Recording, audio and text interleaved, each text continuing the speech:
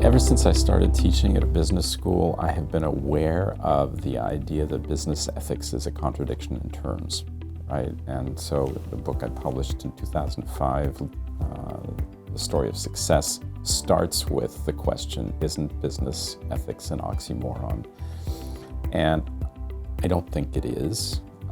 I hear that phrase or that question, that assertion really, much less today than I did when I started in this line of work, and that takes me back now 30 years.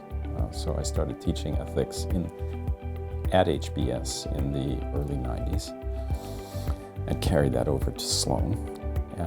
And I do think we have come some distance in our sense of what's possible in the business world.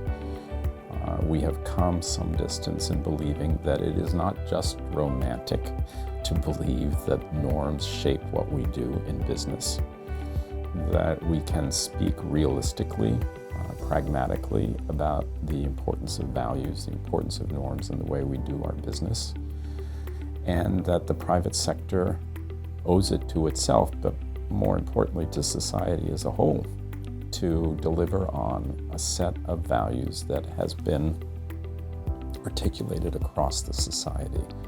So, and that's where the empathy that I have spoken of in other contexts becomes relevant. That is, if we as business practitioners understand that we are providing a service, and this is a core concept for anyone who thinks of him or herself as a professional, then empathy has got to enter as a means of getting where we want to go. You have to understand that the people you are serving, their customers, pick the whole range of actors in the business arena.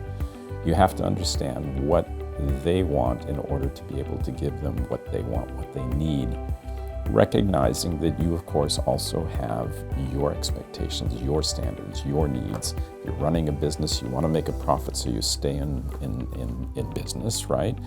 But some set of constraints has to kick in order to ensure that you do so in a way that benefits not just you, but the society at large. Because if the society at large goes away, if the trust bond is broken, then you will wind up out of business. It may take some time. You may reap abundant rewards before it happens, but it will happen. And I think that the realization that business and business standards are about rights. Certainly, I have the right to do this, I have the freedom to do this, but also about responsibilities.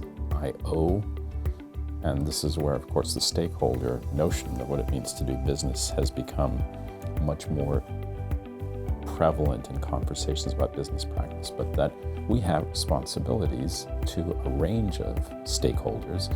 So certainly the customer or the client, but also the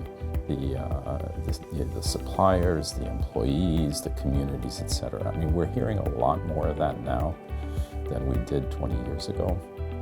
Though I would say too, and I think it's tempting but risky ever to say, so we have reached a place where we are now enlightened and we understand how the world works and we're much better than we were.